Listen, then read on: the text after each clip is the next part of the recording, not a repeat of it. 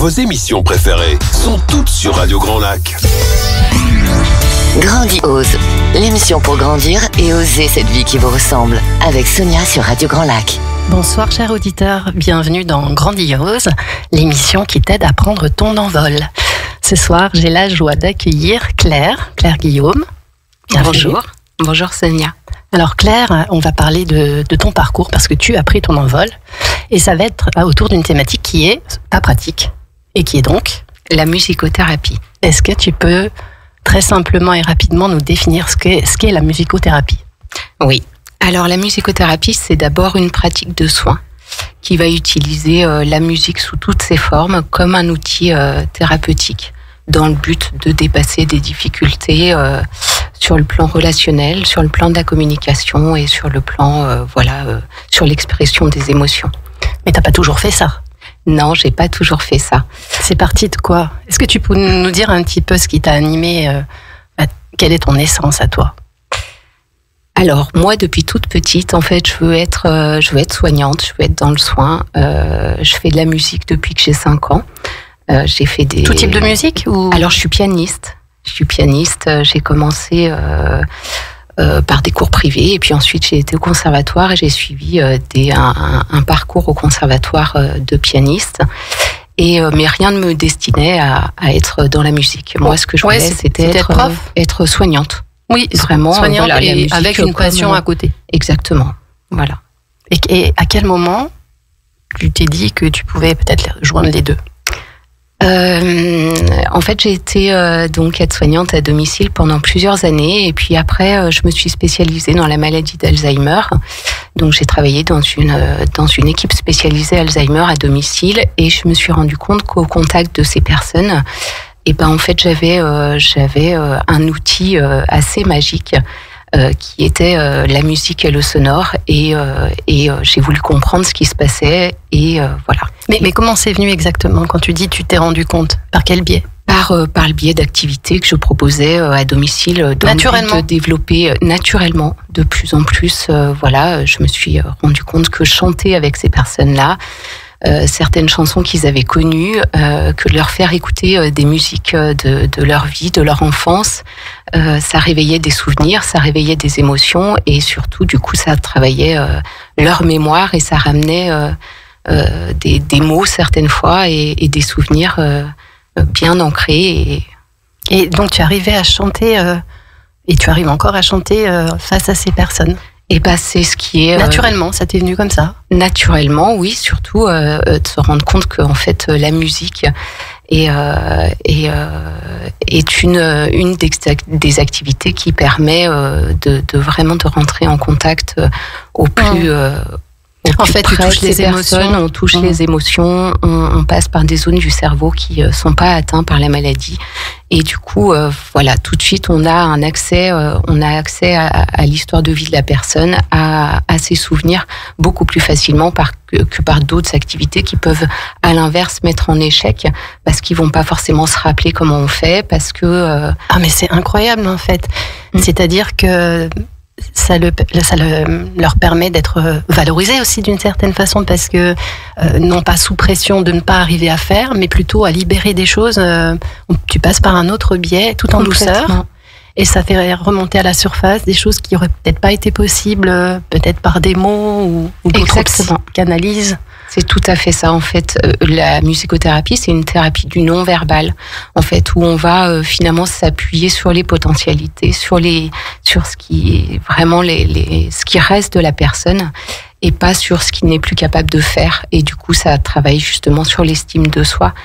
Et ça doit être très touchant. Oui, j'imagine. Oui, c'est des moments très forts. Oui, notamment dans cette maladie, en fait, où on peut certaines fois avoir même accès à des mots, à des souvenirs qui ne reviennent plus avec d'autres accès. Et est-ce que ces séances-là, il pourrait y avoir par exemple un proche de la famille ou la famille qui assiste, parce que ça peut aussi permettre de créer du lien quand on peut avoir, je sais pas, peut-être un enfant dont on ne se souvient plus, ou même sa femme ou son mari. Est-ce que ça c'est possible pour reconnecter aussi à travers ce qui remonte de l'émotionnel pour créer du lien de nouveau avec la personne qui a été un peu oubliée? Complètement.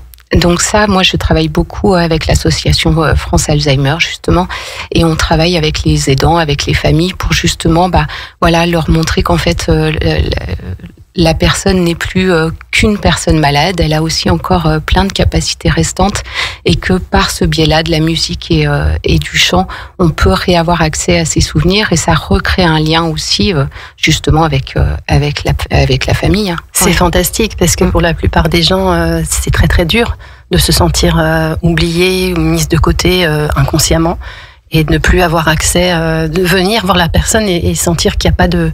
Il y a une forme d'impuissance, en fait, pour la personne. Oui, et puis de la sentir changer et de plus la reconnaître. En fait, c'est souvent ça qui est très difficile, c'est que finalement, et cette personne n'est devenue que cette maladie et n'est plus la personne qu'on a connue. Et c'est souvent très difficile pour les personnes, justement, qui entourent cette famille, et de voir qu'en fait, on peut avoir accès et que la personne peut aussi, on peut recréer des liens et de la communication avec cette personne par le biais de la musique, et surtout que la musique, en fait, il n'y a pas besoin d'être musicien pour y avoir accès. Tout le monde a accès à sa voix, tout le monde est capable, de chanter, alors sans être un grand chanteur. Si je veux qu'il fasse encore beau, moi j'évite. Je vais pas me mettre à chanter là au micro, on va éviter. Ils ont annoncé soleil, donc... Dommage, j'y ai cru. Mais effectivement, je pense que quand, en fait, naturellement, on est très connecté à soi, à l'intérieur de soi, probablement qu'il y a des choses naturelles qui viennent et qui sont faites avec le cœur. Donc c'est juste, quand même. On n'est pas dans une idée de production, mais exactement. Vraiment de communication et de relation. Et quand, en fait, on se rend compte que de chanter une chanson peut permettre de recréer un lien, et peut permettre aussi des fois de verbaliser des souvenirs, ce qui va permettre de raconter une histoire et de se rappeler de ce que la personne était, a vécu, et ça déjà, ça n'a pas de prix. Ça n'a pas de prix. Et comment ça se passe exactement, les séances? Est-ce qu'il y a une récurrence avec la même personne, ou alors c'est ponctuel? Alors la musicothérapie, c'est une thérapie, c'est justement important qu'il y ait une récurrence. C'est de l'accompagnement. C'est de l'accompagnement. C'est pas une baguette magique qui va venir et en une chanson, tout va revenir. On n'est pas là dans une histoire de guérir, mais d'accompagner, d'accompagner les symptômes, d'accompagner, Donc c'est vraiment important justement qu'il y ait un suivi qui soit régulier, toujours dans l'histoire aussi de rythmicité et de progression et d'accompagnement au long terme, d'évolution, Même si dans le cas de la maladie d'Alzheimer, on sait que oui, mais c'est aider à mieux vivre ça, et de manière plus sereine. Exactement, et puis de minimiser parfois les symptômes, ce qui peut être vraiment très... Oui, en plus, ça peut permettre d'assouplir et ou d'espacer certains symptômes, ou peut-être parce qu'on est tous différents face à la maladie. Pour une même maladie, on n'a pas les mêmes choses. Peut-être qu'il y a des personnes qui, du coup, ne vont pas avoir tous les symptômes, et ça va permettre de l'avoir pleinement avec soi plus longtemps. Et de diminuer certains traitements aussi. Et là, on parle de la maladie d'Alzheimer, mais dans le cas d'autres pathologies... Donc là, aujourd'hui, tu n'es plus spécialisée que dans la maladie d'Alzheimer? Non. Alors, ça reste, une maladie que j'ai à cœur d'accompagner. Qu'est-ce qui fait que ça te touche particulièrement, cette maladie-là? Le vieillissement de la personne et cette maladie, parce que c'est une maladie qui est très... très touchante, oui, parce qu'en fait, on s'attaque vraiment à la personne elle-même. C'est vraiment une maladie qui touche... T'as déjà eu dans ton entourage des personnes qui ont été atteintes? Pas forcément. J'ai eu ma grand-mère qui a vieilli, et en effet, qui a eu une perte de mémoire dans la fin de sa vie, mais qui était certainement beaucoup plus due à un vieillissement. Oui, c'était léger. Mais non, je pense qu'aussi d'accompagner ces personnes, forcément, leur histoire nous touche, et moi, en tout cas, c'est une maladie qui me touche énormément, oui. Et aussi toute la vie des aidants qu'il y a autour, et des familles et des équipes aussi, certaines fois. Et très complémentaire finalement. Exactement.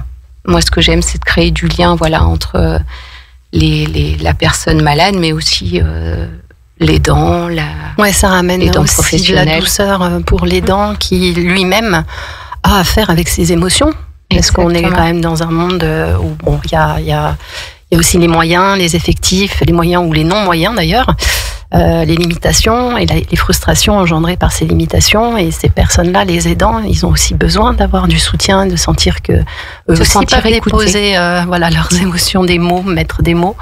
Est-ce qu'il t'arrive de faire des séances pour les aidants? Alors, ça m'arrive de faire des séances aidant-aidé. Plutôt dans l'esprit aussi de voir qu'en fait, on peut être tous dans ces moments-là humains. Et il y en a pas. On n'est plus dans une histoire de malade, pas malade, voilà. Et qu'on est tous en lien dans ces séances-là. Et ça, c'est vraiment chouette parce qu'il y a vraiment une énergie et une communication et une relation qui est très très belle.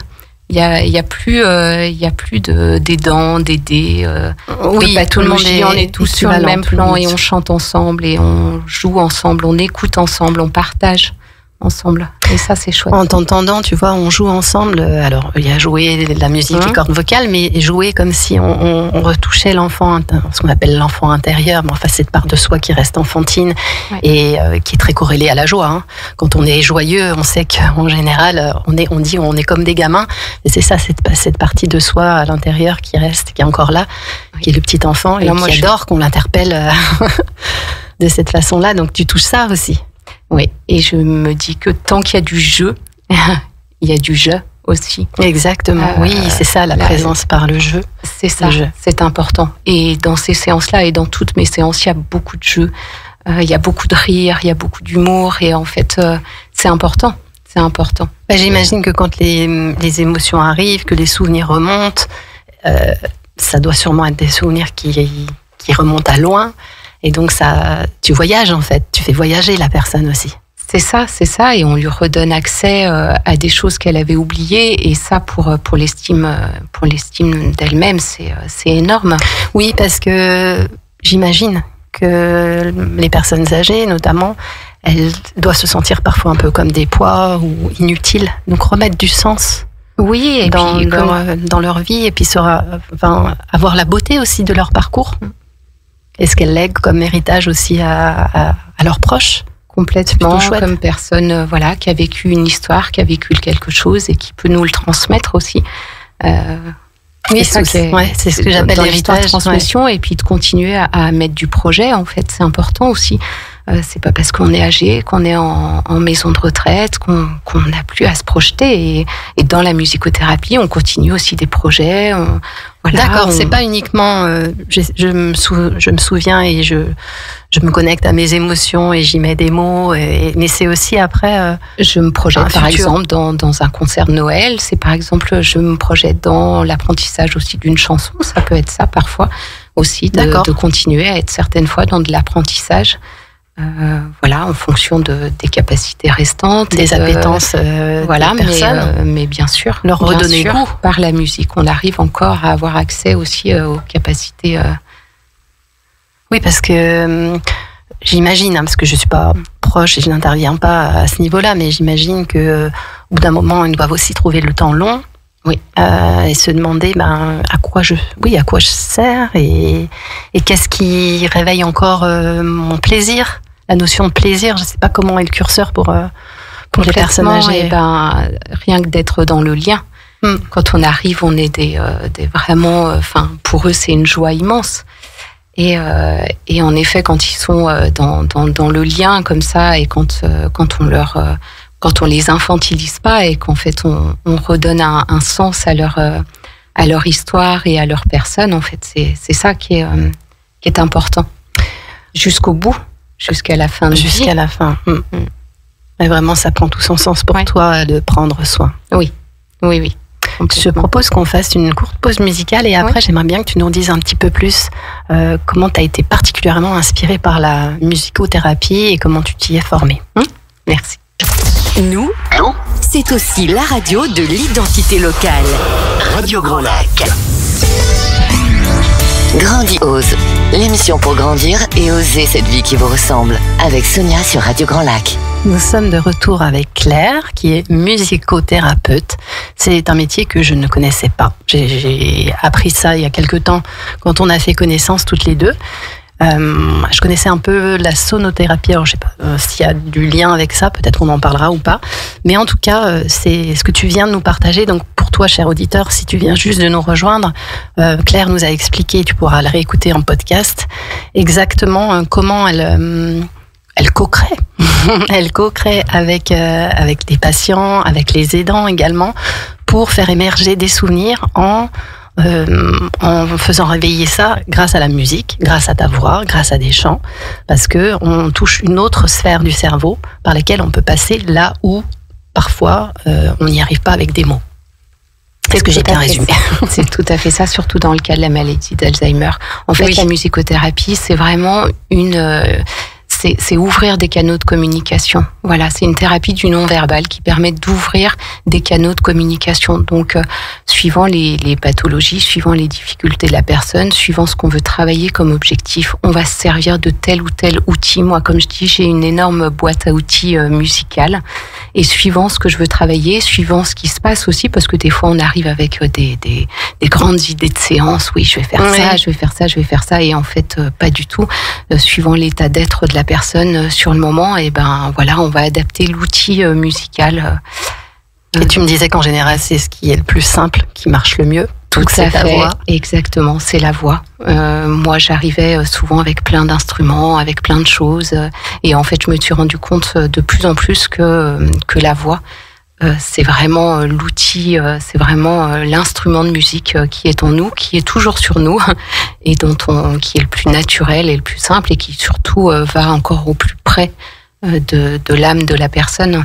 Bien sûr, il y a une chaleur qui passe par la voix, il y a une énergie qui est fabuleuse. Tout à fait. Et puis après, il y a toutes les histoires de holding sonore, de balancement, de rapport à la mer aussi, voilà, où on peut vraiment l'accès à la comptine, par exemple, dans le cas d'enfants prématurés, vraiment de réinitier les mamans à chanter, ce qui permet aux bébés prématurés de se développer beaucoup plus facilement. Et un bébé prématuré est très très stressé dans le contexte dans lequel il se développe, et vraiment de réapprendre, enfin en tout cas de dire aux mamans de chanter avec leur bébé. Ça permet aux bébés. Qui sont les plus basiques, les plus simples, auxquelles on pense pas forcément. Exactement. Voilà. Et ça, tu l'as appris pendant ta formation de musicothérapeute. Comment ça s'est passé? Alors, c'est bien que tu me disais, ça s'est ouvert à moi naturellement, quelque part, mais c'est pour ça que je trouve ça fabuleux, c'est que souvent, on a les choses sous le nez, quelque part, et naturellement, t'aurais pu rester pianiste et rester dans le soin, et jamais corréler les deux, la musique avec le soin. Je pense que c'est le fait d'avoir senti à un moment donné que la musique, c'est vraiment une évidence. Une évidence. Dans mon parcours de soignante, c'était devenu une évidence, et c'était mon outil, en fait. Et j'avais entendu parler de musicothérapie, mais voilà, et en fait, je me suis renseignée sur ce qui existait. Il existe 4 écoles en France reconnues qui me permettaient d'avoir un diplôme de qualité. Et voilà, je suis retournée à l'atelier de musicothérapie de Bourgogne, me former, et voilà. Ça a duré combien de temps, cette formation? 3 ans. 3 ans, enfin 4 avec l'écriture du mémoire. Voilà. Ouais. Et tout ça, ça t'a permis maintenant de jongler avec, comme tu disais, tes différents outils. Hormis la voix, les vrais outils, les instruments, est-ce que tu en as en particulier, enfin qui sont plus fétiches que d'autres, que tu utilises, que tu sais que ils aident aussi en soutien? Alors beaucoup la guitare, et surtout mon petit ukulélé, parce que c'est plus léger et c'est plus petit à transporter. Et parce que si tu dois trimballer tout. Voilà, alors c'est ce que je te disais, Sonia, rarement le piano, parce que c'est pas un instrument très facile à transporter. Enfin, ça pourrait être un petit clavier, mais c'est pas, voilà. Donc beaucoup mon ukulélé, beaucoup ce qu'on appelle un mélodica. Pour ceux qui ont envie de savoir, ils se renseigneront. C'est voilà une sorte de petit clavier où on souffle dessus, qui a une sonorité d'accordéon. Et ça, pour le coup, pour le rappel de souvenirs pour les personnes âgées, c'est vraiment un instrument qu'ils affectionnent particulièrement. Et si tu devais décrire une séance, comment ça se passe? Alors, je sais bien qu'il n'y a pas de séance type, mais... Oui, alors... C'est pareil, ça dépend vraiment de ce qu'on veut travailler. Ça dépend si on reste surtout sur de la musicothérapie réceptif plutôt, et plutôt de l'écoute de morceaux qui vont être appropriés suivant les objectifs qu'on veut travailler. Donc au début, c'est déjà créer, c'est déjà faire un premier bilan. Voilà, faire un premier bilan, et déjà par un entretien au préalable, de voilà, connaître la personne, son histoire de vie, savoir par qui il est envoyé. Est-ce que c'est lui-même? Est-ce que c'est le médecin? Est-ce que c'est une équipe de soins? Est-ce que c'est la famille? Voilà, quel est le contexte? Quelle est la pathologie? Faire ce premier entretien, et puis après faire un premier test, un test d'abord réceptif, à savoir à quoi il est réceptif, et puis ensuite un test actif. Voilà, plutôt avec la présentation de différents instruments et voir ce qui se passe. On teste la sensibilité. La sensibilité, la spontanéité, vers quel instrument est-ce qu'il va le plus facilement. Tout ça reste toujours dans le non-verbal, et voilà. Et en fonction de tous ces premiers tests qui peuvent prendre plusieurs séances, on adapte après. D'accord, oui, c'est pour ça que c'est nécessaire d'avoir plusieurs séances. Et en général, c'est une moyenne de combien de séances pour obtenir des résultats qui sont... Alors, faut pas partir sur une moyenne, mais déjà les premières séances commencent à... Voilà, en tout cas, le premier lien thérapeutique peut se créer au bout de 2-3 séances. D'accord. Et après, une fois que le lien thérapeutique est là, il y a beaucoup de choses qui peuvent se faire. Mais tu vois, par exemple, je vais dans un FAM qui est un foyer d'accueil médicalisé. Et là, j'ai eu, par exemple, la semaine dernière, une dame handicapée que j'accompagne depuis 2 ans maintenant, qui est toujours dans le non-verbal.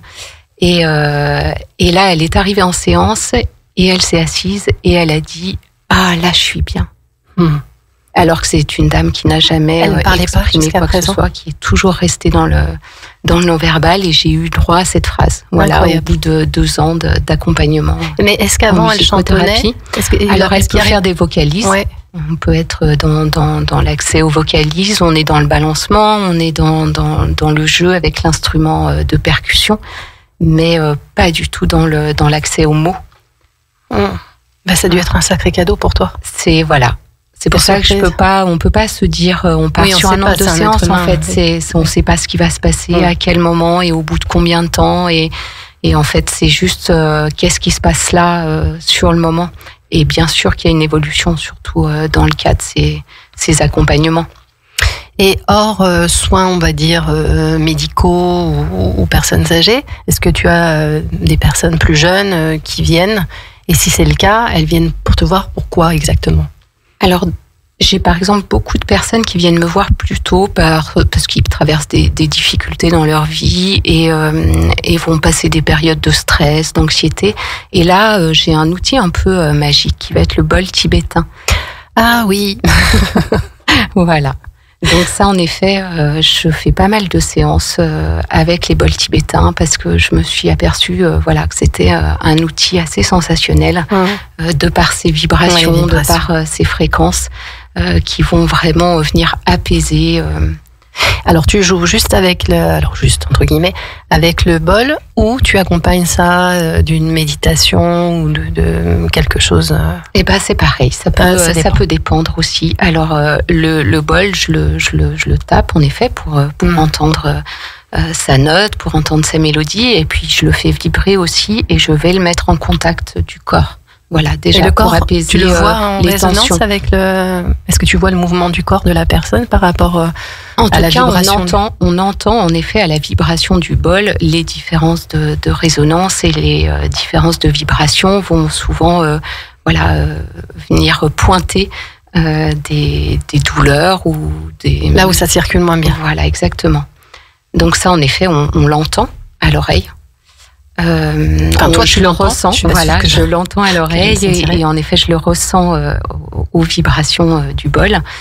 Et donc puis après, en effet, je peux me servir de ma voix en plus pour aider, à décharger encore plus quand je sens qu'il y a un besoin. Il y a un nœud, s'il y a un nœud quelque part. Voilà, ou quand je sens qu'il y a des mots qui auraient besoin d'être dits, je peux accompagner avec la voix en plus. En tout cas, je vais encore une fois chercher dans ma boîte à outils. Et c'est une méthode ultra douce. Oui, et surtout qui demande quand même des connaissances musicales. Ah, évidemment. Voilà, des connaissances aussi psychothérapeutiques, en tout cas, voilà, sur les psychopathologies qui demandent beaucoup de connaissances et du côté thérapeute et du côté musicienne pour pouvoir justement adapter l'outil à ce qui se passe dans l'instant. Et alors, la sonothérapie, est-ce qu'il y a une différence? Oui, alors pour moi, la sonothérapie, alors je pourrais pas vraiment t'expliquer. Pour moi, la sonothérapie, on est plutôt sur du son réceptif. Oui, c'est ça, peut-être du son réceptif. En tout cas, non, je saurais pas vraiment. Je connais pas suffisamment. Il y a tellement de termes que je t'avoue que parfois on est un peu perdu. Oui, et c'est pour ça qu'après, il faut vraiment se fier aussi à ce qui est reconnu aussi, et savoir qui on va voir. Voilà, il y a même si c'est en effet, par exemple, la musicothérapie n'est pas un diplôme encore reconnu par l'État, mais les écoles, en tout cas les 4 écoles en France qui existent sont reconnues, sont protégées par une fédération. Voilà. En tout cas, il faut savoir qui on va voir, et c'est important en fait, parce que ça peut aussi faire plus de mal que de bien. C'est toujours la même chose, c'est l'identité de la personne qu'on choisit, la confiance qu'on lui fait, et parce qu'on sent en fait, je crois que ça se sent, en tout cas on sent que il y a un vrai professionnalisme de ton côté, un cœur gigantesque à vouloir être connecté, le lien qui est essentiel pour prendre soin et accompagner les uns et les autres. Et effectivement, pour moi, on résonne, on le sent à l'intérieur de soi quand on commence à s'écouter. On sent si l'énergie passe avec la personne et si ça nous appelle. Oui. Si ça nous appelle intérieurement, tiens, j'aimerais bien, voilà, j'ai quelques problématiques, j'aimerais expérimenter la musicothérapie et voir ce que ça donne. Parce que je suis assez fan d'expérimenter. Je trouve que c'est que comme ça qu'on se fait son opinion aussi. Et effectivement, il y a tellement aujourd'hui de choix, et heureusement, c'est super parce que c'est très complémentaire. Oui. Et en même temps, voilà, en effet, il faut passer du temps à se renseigner et savoir qui on va voir, et voilà. Mais en effet, se faire confiance. Et alors, donc tu as pris cet envol avec la musicothérapie. Ce serait quoi ton prochain challenge? Est-ce que tu sens qu'il y a quelque chose encore, il y a des caps que tu aimerais franchir? Développer encore plus ça à l'hôpital, vraiment, qui est parce que là tu donnes des cours de piano aussi à côté. Oui, alors ça, moi je suis professeure de piano à côté en plus. Mais dans mes cours, en fait, je pense que je reste musicothérapeute, et que je suis pas là dans une idée vraiment de production, même si, en effet, on reste dans de l'apprentissage, mais j'ai toujours ce besoin de lien et de faire comprendre ce qui se passe avec la musique, et de transmettre ça. Je crois que j'aime la transmission avant tout.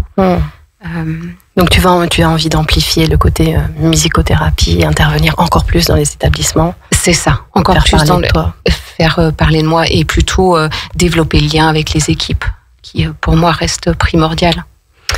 Merci Claire, l'émission elle touche déjà à sa fin. Est-ce que tu aurais un message, un mot, quelque chose que tu as envie de transmettre aux auditeurs qui nous écoutent pour peut-être, tu vois, oser suivre leurs rêves, comment faire des liens, tu vois, faire des liens, et puis si les choses, s'offrent à nous, et en fait il faut y aller. C'est que certainement ça a un sens, et tout ce qui résonne, y croire, et y aller en fait. Être attentif alors à ce qu'on a déjà en soi, tu vois, toi la passion de la musique, des talents. C'est ça, des fois pas se disperser à chercher plein de choses qui nous appartiennent pas. C'est que par moment, en fait, on a souvent tout ce qu'il faut en nous pour créer des belles choses.